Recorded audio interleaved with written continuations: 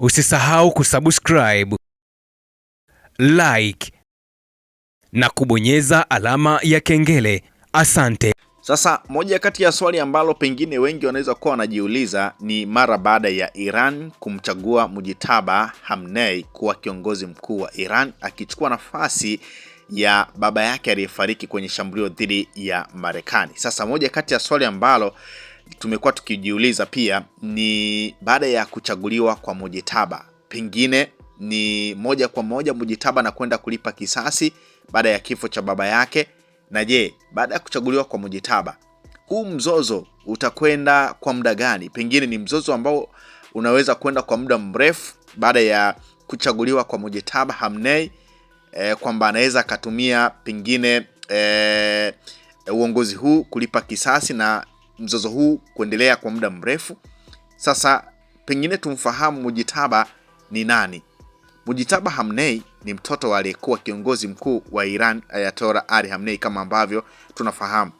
Baada ya baba yake kuuawa katika mashambulizi yanayohusishwa na Marekani na Israel, baraza la viongozi wa kidini la Iran kwa maana ya Assembly of Experts limemteua kuwa kiongozi mkuu mpya wa Iran. Baadhi ya mambo muhimu kuhusu Mujtaba. Mujtaba ana umri takriban miaka 56. Ni mwanazuoni wa dini lakini hajawahi kushika wadhifa rasmi serikalini. Ana uhusiano mkubwa na jeshi la walinzi wa mapinduzi ya Iran kwa maana ya IRGC, ambalo ni jeshi lenye nguvu sana nchini humo. Kwa miaka mingi alisemekana kuwa mtu mwenye ushawishi mkubwa nyuma ya pazia katika siasa za Iran. Wachambuzi wengi wanasema kuchaguliwa kwake ni ishara ya kuendeleza sera zile zile za baba yake na si kubadilisha mfumo.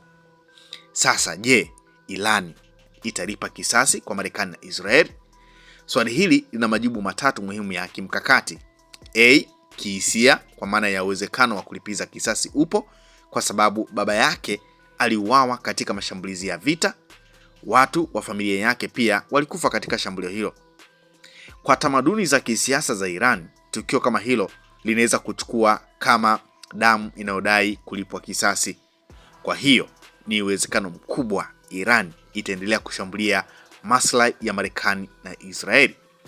Lakini B, kisasi hakiwezi kuwa cha haraka moja kwa moja. Iran mara nyingi hutumia mbinu za vita visivyo vya moja kwa moja kwa maana ya proxy war kama Hezbollah nchini Lebanon, lakini makundi ya wanamgambo Iraq na Syria. Hivyo kisasi kinaweza kuwa mashambulizi ya drone, makombora kupitia washirika, mashambulizi dhidi ya meli au vituo vya kijeshi. Badala ya vita moja kwa moja ya Iran na Marekani, Iran lazima iwe makini. Kama Iran itashambulia moja kwa moja Marekani au Israeli kwa kiwango kikubwa, inaweza kusababisha mambo yafuatayo: mashambulizi makubwa zaidi dhidi ya Iran, uharibifu wa miundombinu, hata jaribio la kubadilisha utawala wa Iran. Kwa hiyo viongozi wa Iran mara nyingi hutumia mkakati wa kulipa kisasi polepole. Sasa swali ni kwamba kuchaguliwa kwa Mujtaba kunaweza kufanya vita idumu muda mrefu kama ambavyo nimekuwa nikijiuliza au umekuwa ukijiuliza. Kuna sababu kadhaa ambazo zinaweza kufanya vita kudumu zaidi. Sababu ya kwanza ni kwamba Mujtaba anaungwa mkono na jeshi kali. Mujtaba ana uhusiano mkubwa na IRGC, jeshi ambalo lina msimamo mkali dhidi ya Marekani na Israeli. Hii ina maana sera inaweza kuwa ngumu zaidi isiyopenda mazungumzo. Kwa hiyo kwenye sababu hii tunaiona sababu kama ambayo inaweza ikafanya vita hii kuwa ya muda mrefu zaidi. Lakini sababu ya pili, Iran haitaki kuonekana dhaifu. Kiongozi mpya akianza kwa kupunguza vita, anaweza kuonekana dhaifu mbele ya wanajeshi, wanasiasa wa Iran, wananchi wanaotaka kulipiza kisasi. Kwa hiyo anaweza kuendelea na msimamo mkali ili kuimarisha mamlaka yake. Na tumeona namna ambavyo wananchi wa Iran wamekuwa wakitamani sana kuiona nchi yao ikilipa kisasi. Kwa hiyo kuchaguliwa kwa Mujtaba hatotakiwa kuwa kinyume na msimamo wa wananchi wa Iran. Kwa maana wananchi wa Iran wanamuona kama Mujtaba ni mtu ambaye anakwenda kulipiza kisasi na wanatamani kuona hilo. Kwa hiyo Mujtaba hatakiwi kabisa kuonyesha mnyonge ama hatakiwi kupunguza hii kasi ya vita ambayo inaendelea. Sababu ya tatu, si vita ya Irani peke yake. Vita hii ina washirika wengi. Kuna Israeli, kuna Marekani, kuna Iraq, Irani mwenyewe, kuna Hezbollah, makundi ya Iraq na Syria. Hivyo inaweza kuwa vita ya kikanda kwa maana ya regional war badala ya vita ya nchi mbili. Lakini kuna sababu zinazoweza kumaliza vita pia mapema. Kuna uwezekano vita isitokee nje. Sababu, uchumi wa Iran uko chini ya vikwazo vingi. Marekani pia haitaki vita kubwa ya Mashariki ya Kati. Mataifa kama China, Urusi na EU yanaweza kusukuma mazungumzo. Kwa hiyo mara nyingi vita hubaki katika kiwango cha migogoro ya kijeshi ya muda mfupi. Sasa Mojtaba Hamnei kuwa kiongozi mpya haimaanishi vita itaisha haraka.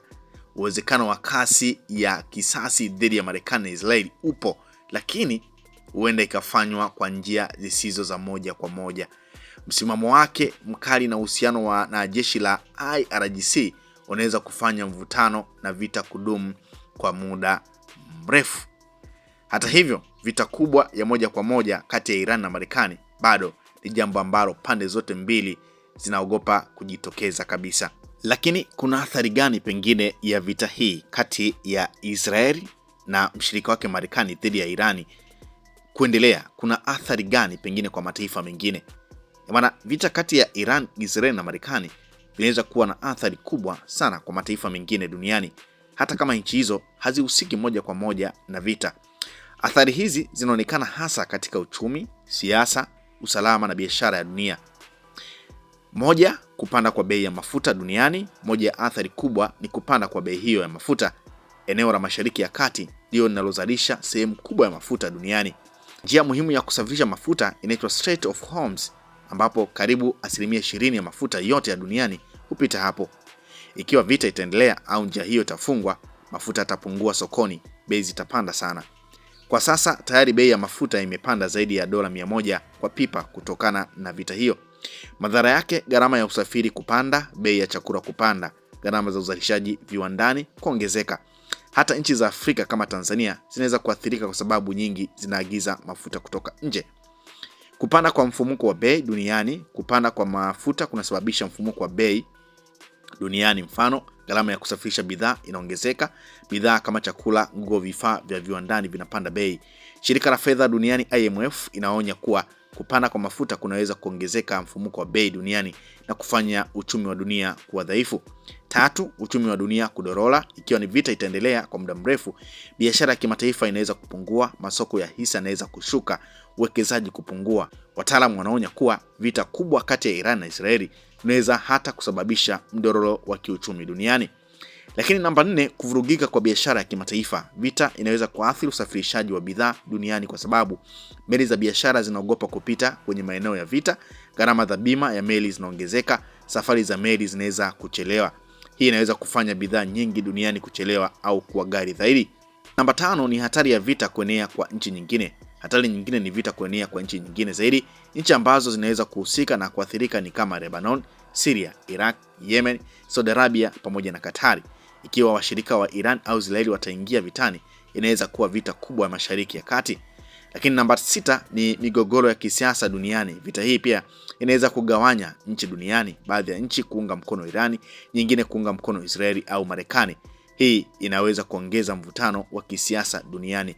Kwa kifupi, vita ya Iran, Israeli na Marekani inaweza kuathiri duniani kwa kupanda bei ya mafuta, kupanda kwa bei ya bidhaa duniani, uchumi wa duniani kudorora, kuvurugika kwa biashara na usafirishaji, hatari ya vita kuenea kwa nchi nyingine, pamoja na kuongezeka kwa mvutano wa kisiasa duniani. Usisahau kusubscribe, like na kubonyeza alama ya kengele. Asante.